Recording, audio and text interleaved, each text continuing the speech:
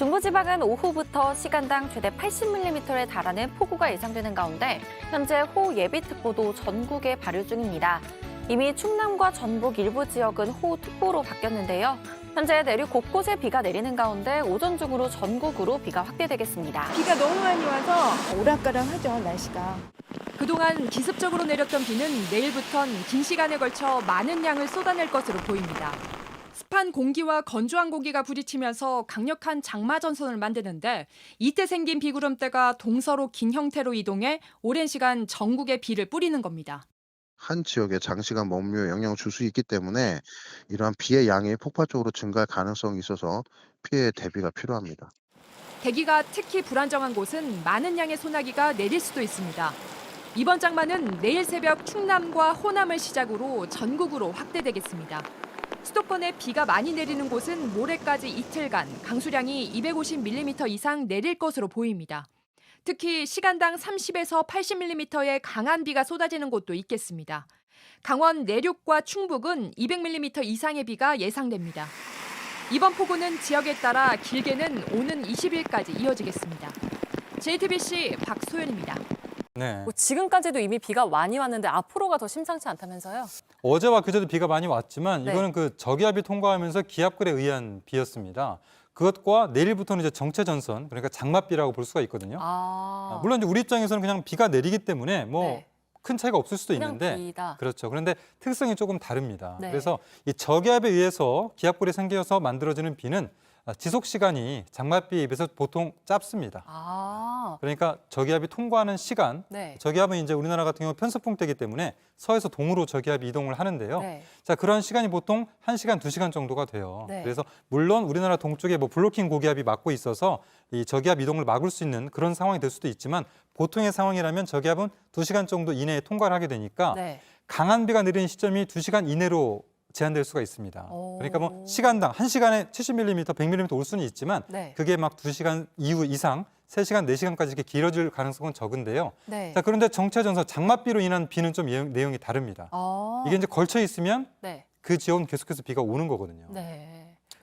그렇습니다. 네, 그러니까 보통 그냥 쉽게 생각하기에 네. 이제 장마가 시작이 됐습니다. 네. 라고 한 이후부터 내리는 비는 그냥 다 장맛비 아닌가? 이렇게 그렇게 생각할 수도 분들이 있지만 실은 것 좀 같은데. 아니죠, 그게. 그러니까 장마 기간이라고 해도 정체전선에 의해서 비가 오는 게 있고 네. 또 그냥 비구름대가 만들어지면서 비가 올 수도 있어요. 그래서 어제와 그제 우리나라 비가 많이 왔지만 이거는 보통 비구름대에서 만들어진 것이고 네. 그 당시 어제 차라리 정체전선은 어디에 있었느냐? 네. 일본에 있었습니다.